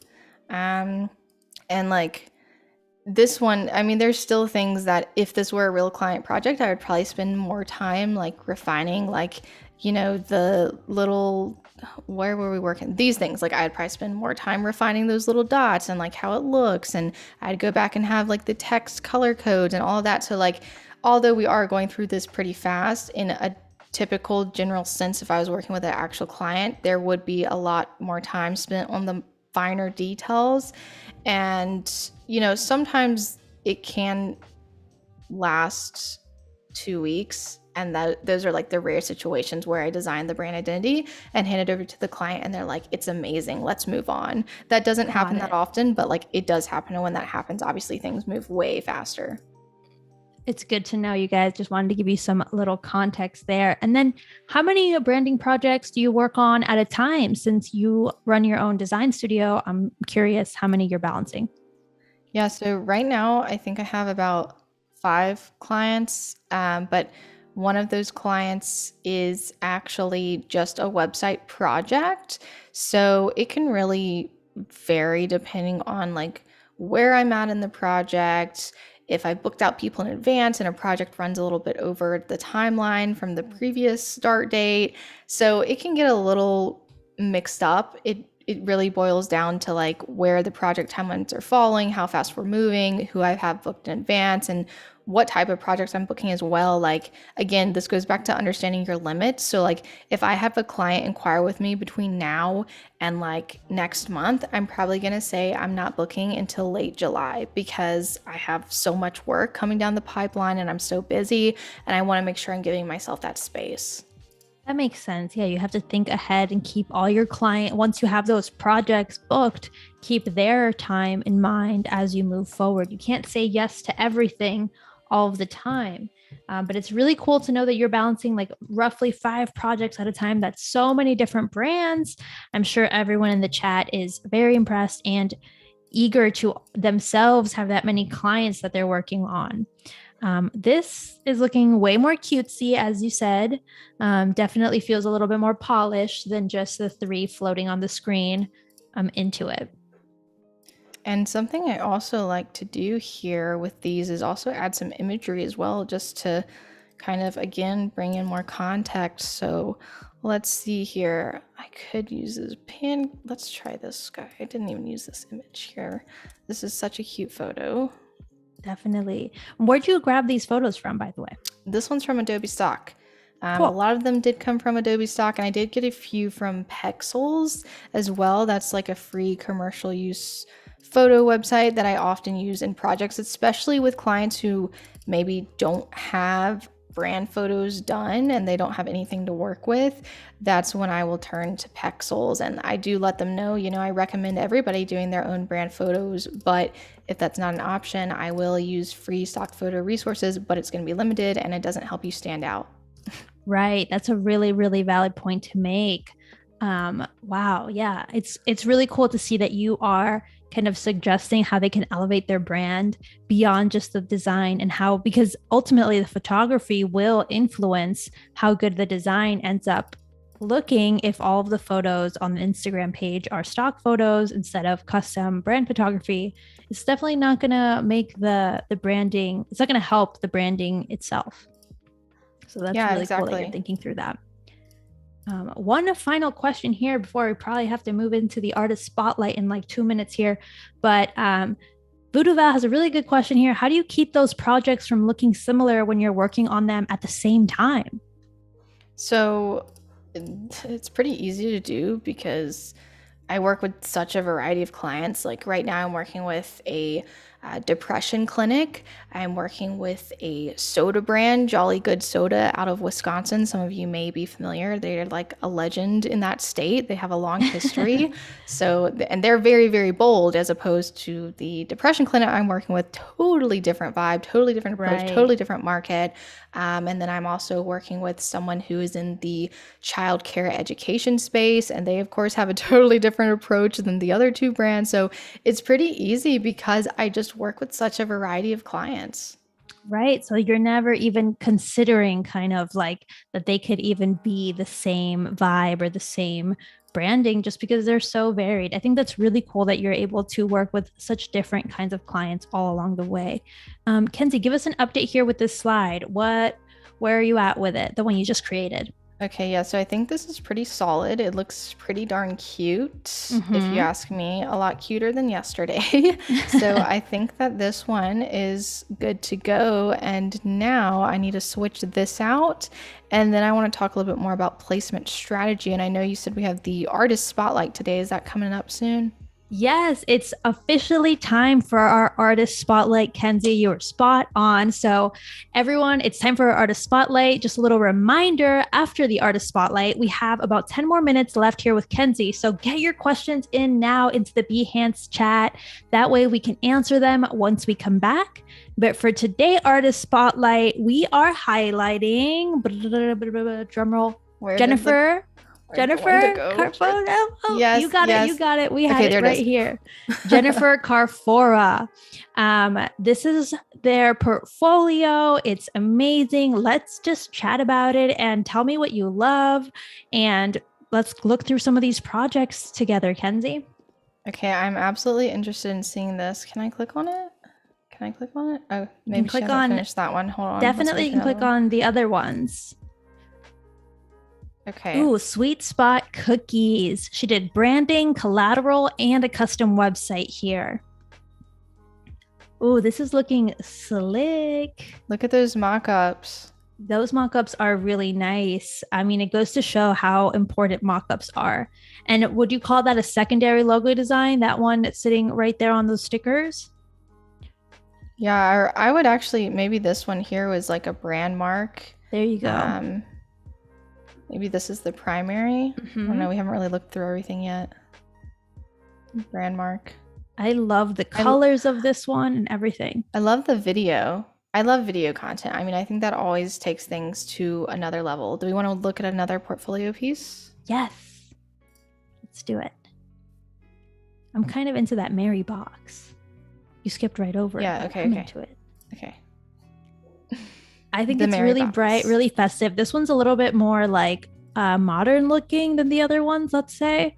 But I think it's very cute. Feels like the essence of Christmas. And once again, it is so adorable. It's like a stamp. Then you have the circle. Then let's say that primary logo maybe is just the Mary box in green. And did she specify the kind of collateral she made for this one? I don't think so. Let's see all the way at the top. Custom branding and collateral. Well, we're going to assume it's the box. There's a photo of a box right there. Bright blue, cobalt blue, one of my favorite colors. And it's looking amazing. I think this is a really cool project. Well, I'm always fascinated by these things right here because every time I go to make these in Illustrator, I always have to relearn how to do it. Yes. Can you zoom into it at all? I'm not sure if you can. Let's see. Oh, yes. Okay. Oh, that was okay. It maybe just not. zoomed out. That was so weird. Wait, hold on. Maybe it almost did it and then it didn't. Okay, that's just to give everyone a little bit more. Yes. I think that looks really cool. It's like a stamp, which goes with the theme, I think, of the box delivery service, I believe it is. So this is a really cool branding project. Let's take a look at some more of her work. Do you know where she's based out of? I do not, but I will say that I have followed her a long time and we chat, every so often. And I think that she does amazing work. She is a mom and I'm always impressed by mompreneurs in general because they have to juggle so many things. And I know that she has been designing for quite a while now. So I think she works with a lot of photographers and then maybe a few other industries too. Obviously, we saw the cookie brand and stuff. Yes, amazing. This is really cool. I totally agree with you. I noticed in her about that she was a mom and everything, and she's definitely just owning it and being such a boss with her business here. This one's really cool. I like that contrast between, let's say, the font and the script font, or maybe that's hand drawn. I mean, I'm not sure, but it looks really cool. Yeah, and I think a lot of her work that I see her do is kind of similar to this. So like usually when I see it, I'm like, that's Jennifer. That's her work, Like some people have that like Nice. signature look. I feel like that's kind of hers. That's cool. And I love the mock-ups here of the website and the business card. It really kind of sells it and makes it feel even more luxe, That's silky Yes. green. Yes. I love the little like, silk fabric. Love those. Whatever it may be. Let's take a look at one more project here before we keep on going. Which one are you pick? I like remember, that one. Yeah, I remember her doing this and I loved it. So it's gorgeous. Yes, Shaba's Delights, traditional Jewish delicacies. You can see the little icons in the background, which I think is like a nice subtle detail. And then you have the logo mark. Then it's so nice. And you can definitely like understand everything's like super legible, crisp, upscale. This is my favorite. It's so like tight and like perfectly laid out. It's really satisfying to see, and it plays really nicely with the photography too, which I wonder especially the colors, like this yellow back here. Exactly, it all works together really nicely. It seems like they might have gotten some custom photography done. This is beautiful. I'm so excited we got to take a look at Jennifer's design work. Do you have anything else to add here about Jennifer's work, Kenzi, before we keep on going? All I have to say is she is an amazing designer. If you guys don't follow her on Instagram, you should definitely go check her out. And she is just so kind. And I definitely wanted to, highlight her work today because I feel like she deserves some more recognition. Yes. And take a look at her website. She's got a lot of different things available. She's got her services, portfolio, blog, a shop. There's so much available. So go check out her website, everyone. And Kenzi, I think it's time to get back to our project. But before we move on, don't forget to submit your recommendations for creatives to highlight for our next Artist Spotlight. Just head over to the Artist Spotlight tab at the top of the chat on Behance to send your nominations. If you're confused, you don't see this tab, it's because you need to be on Behance watching this stream. So go to behance.net/Adobe Live and you'll see that tab that says Artist Spotlight and you can drop your nominations right in there. All right, we're back here with Kenzi. We're back in this project, in this brand identity project. Kenzi, we have like 20 minutes left on this stream. Tell us what you're going to show us. And a reminder, drop your questions in if you got them. Yeah, so right now we're just like kind of finishing everything up, showing how it works together. And I'm going to talk about the placement strategy in just a moment here, just kind of figuring out how I want this with this new secondary logo because it takes up a little bit more space up there than the other one had taken up. So and this is up front, so it's in the way. Let me push that back for a second. So I can get this line here and bring that start making there. all of those adjustments. Nice. And I'm going to expand this so that I can actually make this a little bigger and not affect that stroke. Oh, cool. Cool. Perfect. That looks tidy. I don't know if I like this even being on this one because I just feel like this is so eye-catching here. I almost just want to leave that one off. Let me see what it looks like without it. Maybe it'll have to be. It'll have to go. Maybe I could do now a fancy color here since we're integrating a little bit more color now that you change those secondary logos up. Now I feel like we have the liberty to just start adding some color. Oh. Whoops. I just used my, I don't know how to get back. I just used my mouse to like scroll and now it's on the other. I think 3 fingers and go back. 3 fingers. Oh, I got it. You're right. No problem. It happens sometimes when you're scrolling, you switch windows. No stress. Okay. So I like the yellow. I think it's adding like it brings joy to the table. Yeah, I could even do some little dotties. Yes, that's true. Okay.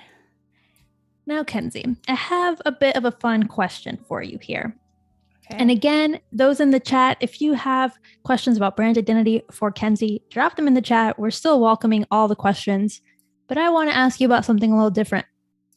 Can you tell us about your chickens and what inspired you to get chickens. Tell me all about this because I know on your podcast you have a chicken mascot, you have a chicken in the audio. So I think this is a key part of your presence, and I want to know more.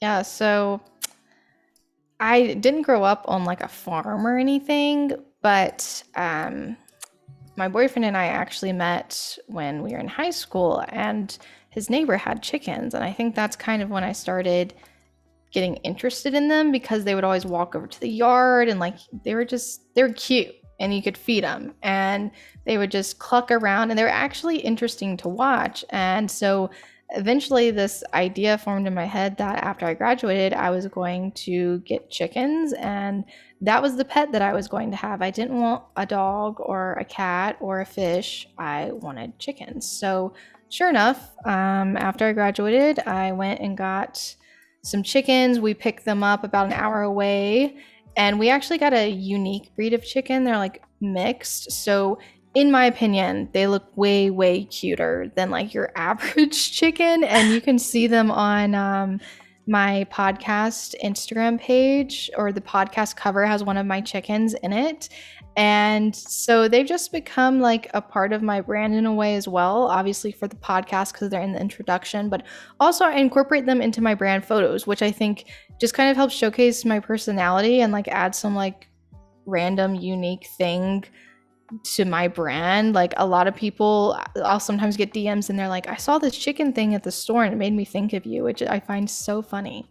And that's great because then you have clients and potential clients thinking of you before they even get started on their design journey. So I think that's amazing. I am dying laughing thinking that I mean, every pet owner thinks their pet is like the cutest version of that pet. And I love that even applies to you with your chickens. You're like, my chickens are the cutest chickens, by the way. Are they a specific breed? Or yes, breed? No, like I'm not even saying that because they're my chickens. I promise you guys, if you go look at like the typical chicken and then you go look at our chickens, big difference. What is the breed of chicken? Do you know it? Yeah, ours are mixed with Cochins and AM Somanis. So Somanis are all black chickens. I do have an all black rooster. He's dangerous. He stabbed me before with his little spurs. A lot of people don't know roosters have spurs.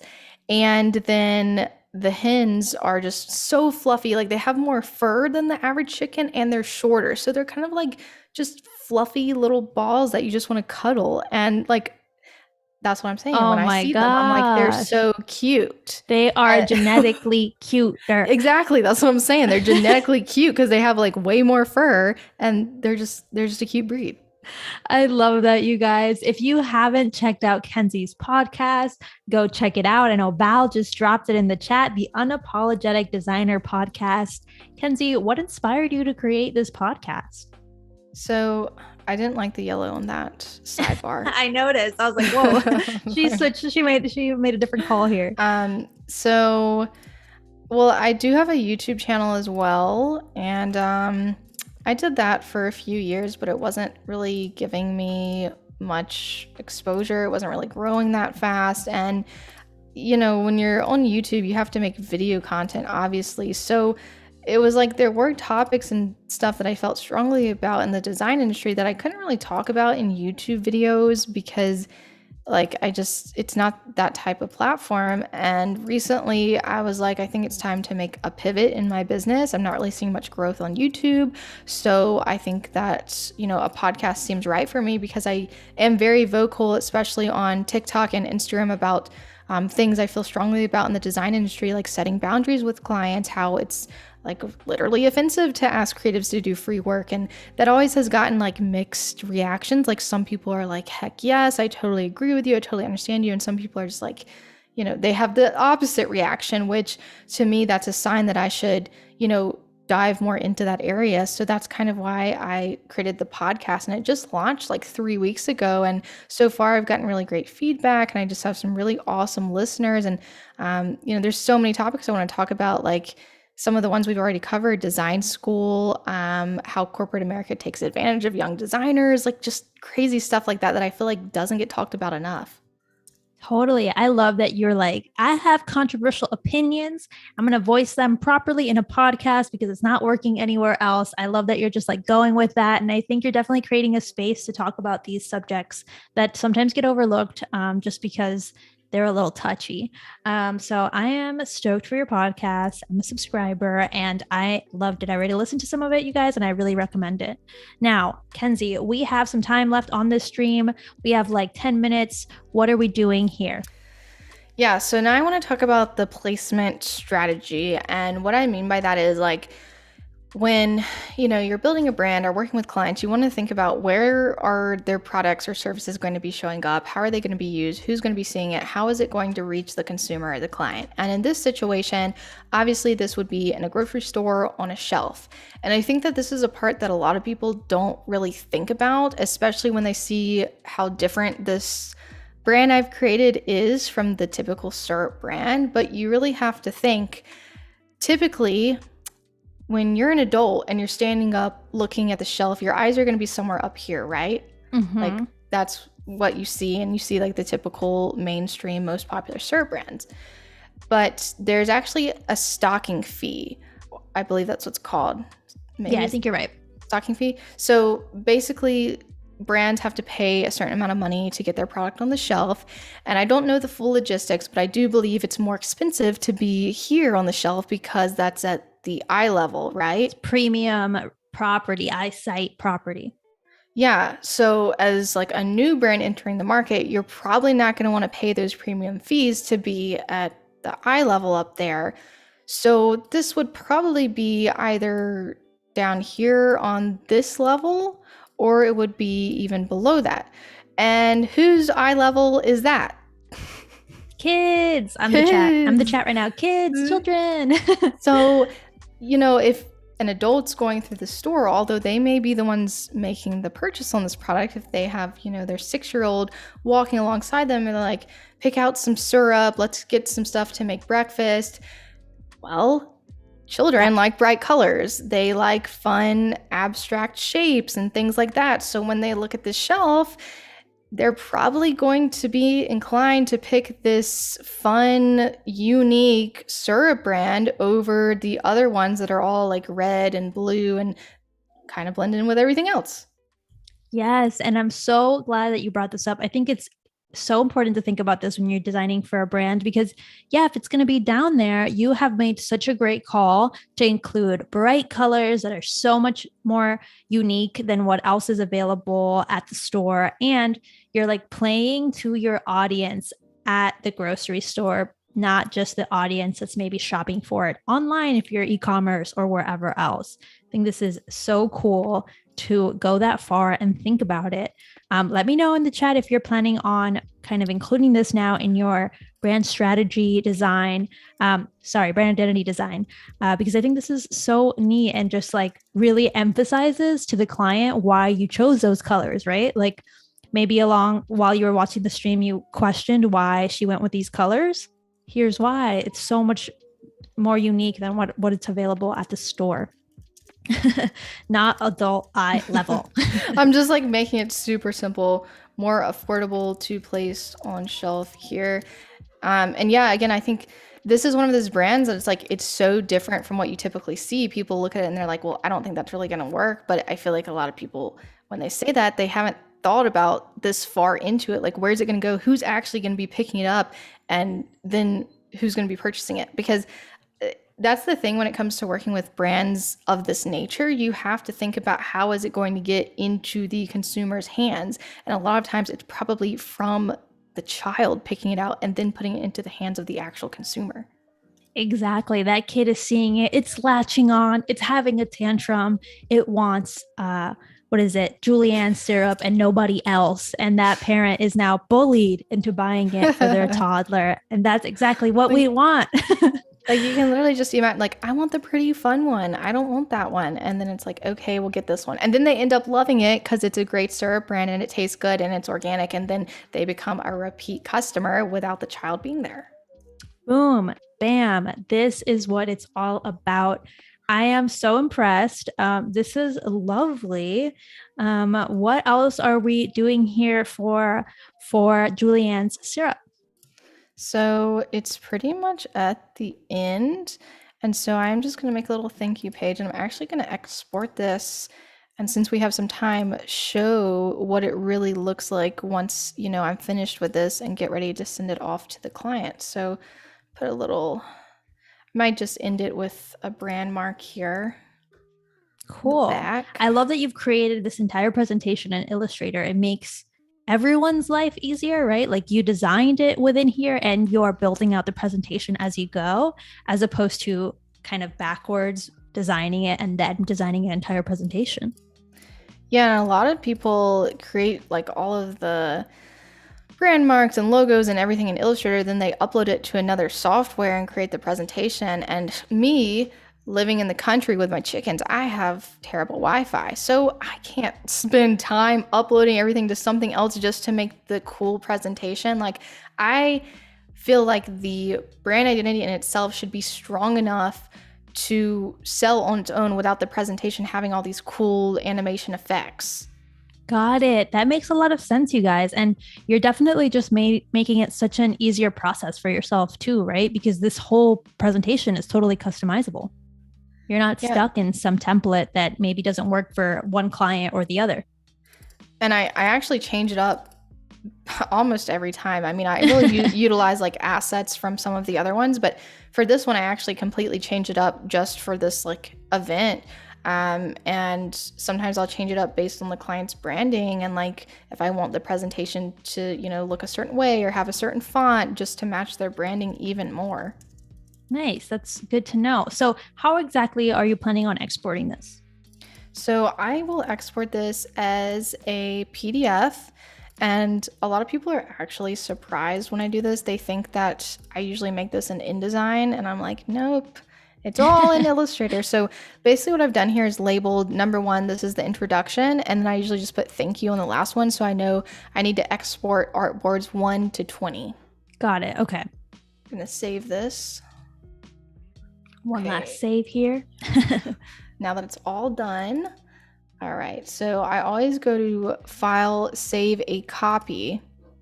Okay. Oh, it's still saving. It's a big file, you guys. Of course, it's, we've got designs here. We have all these slides, 20 plus slides, I think, maybe, or 20 exact. I can't remember. There's that extra one that was just in case. It's just so there's there. plenty to save. And there's photo elements too. So there's so much going on here. I always embed the photos, which I know can also impact the time. Yeah. And in a typical scenario, I might go back and add some color back here and change the colors, but just for the sake of time and showcasing what this will look like, we're going to go ahead and export everything. I think it's in a pretty solid spot for the most part. I agree with you. Let's see if this will work this time. Perfect. Right. So I always go to Adobe PDF and then I do 1 to 20. And I'm just going to label this presentation,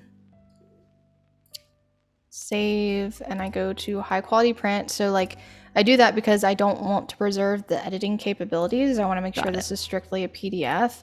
And I know a lot of people will like watermark all of their slides and such. I never do that. And that's never really been a problem either. I think a lot of the clients I work with, they're really serious about the project and they're not the type of people who are going to like try and steal it or screenshot it because that's just the quality of clients that I'm working with. So I don't ever really worry about doing that stuff. Perfect. So now that we have to start wrapping up here, Kenzi, can you show us that PDF and give us a recap of everything that we learned today? Yep. So let's go ahead and open it up here. Cool. This is essentially what I send over to my clients, and I would, of course, send them a voiceover presentation. So I would be narrating it, and they would get a little video file of me walking them through this.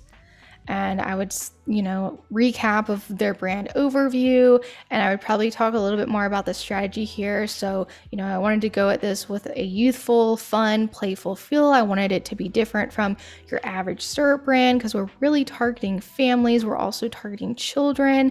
And of course, later in the presentation, we get back into that shelf placement as well, which plays a huge part in this, but really wanted them to stand out and also feel very organic and natural because this is an organic brand of syrup. And then this, I would explain, it goes at the top of their website. It can also be like the main portion of, the reason they do what they do. It could be their bio and social media, things like that. I think the brand mission statement is always very, very important because it really just simplifies, okay, what are we doing? What do we offer? Why are we doing it? And I think a lot of people who, maybe DIY their own branding miss out on this part. And this is a crucial piece, especially on your website at the top. I think a lot of people miss this part. And this is kind of like that thing that tells people, why should you stay on this website or why should you purchase this product? Yeah, it's totally foundational. Now, quickly give us an overview of all the elements that you designed and a recap of what we learned today, because we have like a couple minutes here to go. Yeah, so came into this with totally fictional brand idea, wanted to kind of go at it a totally different way than what you typically see on the shelves. And we went through everything from sketching it out, having the sketches in here, digitizing those sketches, having a mood board of inspiration, picking out the colors that felt like fun, playful, youthful. I completely, handcrafted this type here. We spent a lot of time on this Y and this S, and you'll see that in part 1 if you haven't already watched it. And then did use a standard font here for that. And then we played around with this secondary logo. Of course, I ended up going back to that and changing it. Still not totally sold on this. That's okay, though. For the sake of time, it's there. That's the secondary logo. And for the sake of time, give us a little quick overview here. Let's get to that final page or the main page. I think this pattern's really good. Maybe the mock-up. Yeah. So, ultimately, at the end of the day, this is what we were creating. Went through the full process, created the full brand identity. So if I sent this off to a client, they would have all the assets they need to show up online cohesively and consistently. Perfect. Thank you to everyone who joined us throughout the stream. Kenzi, thank you for your time. Everyone, go be sure to follow her everywhere. And that's it for today. Thank you, everyone. Until next time, goodbye. Bye. Thank you for having me.